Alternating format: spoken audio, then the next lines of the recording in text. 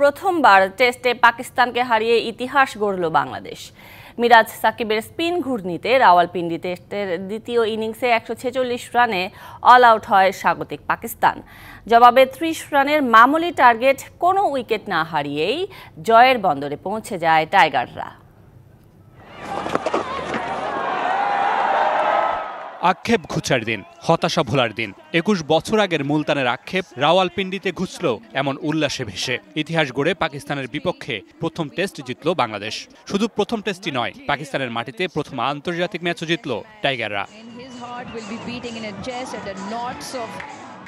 চতুর্থ দিনের শেষেও ড্রয়ের পথে ছিল রাওয়ালপিন্ডি টেস্ট, কিন্তু পঞ্চম দিনটা ছিল শুধুই বাংলাদেশের। আলাদা করে বললে সাকিব মিরাজের ঘূর্ণি দিশাহারা করে দিয়েছে পাকিস্তানের ব্যাটিং লাইন আপ। অবশ্য শান মাসুদকে ফিরিয়ে দিনের শুরুটা করেন হাসান মাহমুদ। এরপর একবার জীবন পাওয়া বাবর আজমকে ফিরিয়ে বড় পার্টনারশিপ গড়তে দেননি নাহিদ রানা।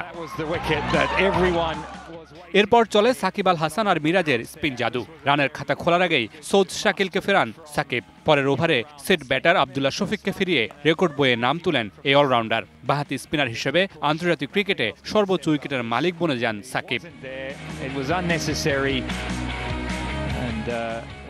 এরপর আঘা সালমান আর শাহিন শাহ আফ্রিদিকে ফিরিয়ে পাকিস্তানকে আর দাঁড়াতে দেননি মিরাজ। শেষ দিকে সাকিব নাসিম শাহকে ফিরিয়ে তুলে নেন নিজের তৃতীয় উইকেট, আর মিরাজ ৫১ করা রিজওয়ানকে ফিরিয়ে তুলে নেন নিজের চতুর্থ উইকেট। আর তাতেই ১৪৬ রানে থামে পাকিস্তানের দ্বিতীয় ইনিংস।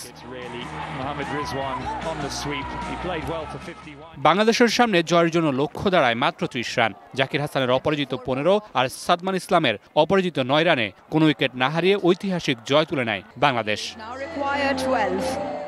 ১৯১ রানের দারুণ ইনিংস খেলা মুশফিকুর রহিম হয়েছেন প্লেয়ার অব দ্য ম্যাচ।